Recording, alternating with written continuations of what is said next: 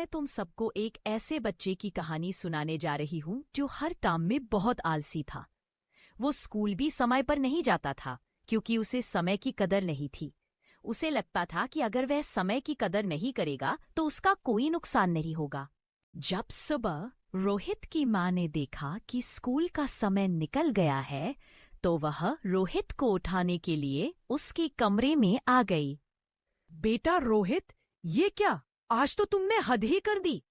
तुम तो जूते पहनकर ही सो गए और स्कूल के लिए भी देर हो गई है। अब जल्दी उठो, तैयार हो जाओ और स्कूल जाओ। तो बच्चों, आज भी लगता है कि रोहित रोज की तरह समय पर स्कूल नहीं आया। इससे लगता है कि वह कोई भी काम समय पर नहीं करता होगा, जो उसके लिए अच्छी बात नहीं है। लो बच्चों, देखो रोहित आ गया। रोहित बेटा, क्या तुम्हें अब स्कूल आने का समय मिला है? मास्टर जी, एक तो घर वाले हमेशा मुझे सुस्त और निकम्मा कहते रहते हैं, और जब मैं स्कूल आता हूँ तो आप सबके सामने मेरी बेइज्जती होने लगती है। मुझे निकम्मा कहा जाता है। ऐसे में तो अच्छा होता कि मैं स्कूल ही छोड़ देता। कुछ दिनों बाद जब स्कूल में रिजल्ट आया तो रोहित फेल हो गया।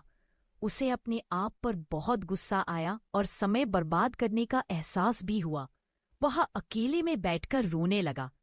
तभी उसके कुछ दोस्त उसका मजाक उड़ाने के लिए उसके पास आ गए।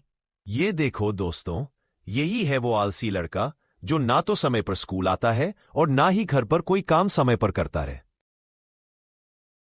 देखना दोस्तों, अब मैं हर काम समय पर किया करूंगा और रोहित अपने पापा के पास गया और उन्हें बताया कि अब वह हर काम समय पर किया करेगा। पिताजी, अब मैं हर काम समय पर किया करूंगा। अब मुझे समय की अहमियत का एहसास हो गया है। मैंने बहुत सारा समय बर्बाद कर दिया, जिसकी वजह से आज मैं फेल हो गया। कोई बात नहीं बेटा रोहित, मेरे लिए यह बहुत बड़ी बात है कि तुम्हें अपनी गलती का एहसास हो गया है। आज स्कूल में जब सभी बच्चों और मास्टर जी ने रोहित को समय पर आते देखा तो वे हैरान हो गए। देखो बच्चों, आज तो रोहित समय पर स्कूल आ गया। रोहित बेटा, सब ठीक है ना? आज तुमने जल्दी आकर हम सबको हैरान कर दिया। जी मास्टर जी, सब ठीक है। अब मैं हर काम समय पर किया करूंगा, क्योंकि अब मुझे समय की कदर का एहसास हो गया है। रोहित के पिताजी बाजार जा रहे थे। तभी सामने से रोहित के मास्टर जी आ रहे थे। रोहित के पापा ने उनसे रोहित के बारे में पूछा। मास्टर जी, क्या अब भी रोहित स्कूल में बच्चों को परेशान करता है या फिर देर से आता है? नहीं जी, मैं तो खुद भी हैरान हूं कि अब वह बहुत मेहनती बच्चा बन गया है और स्कूल भी समय पर आता है।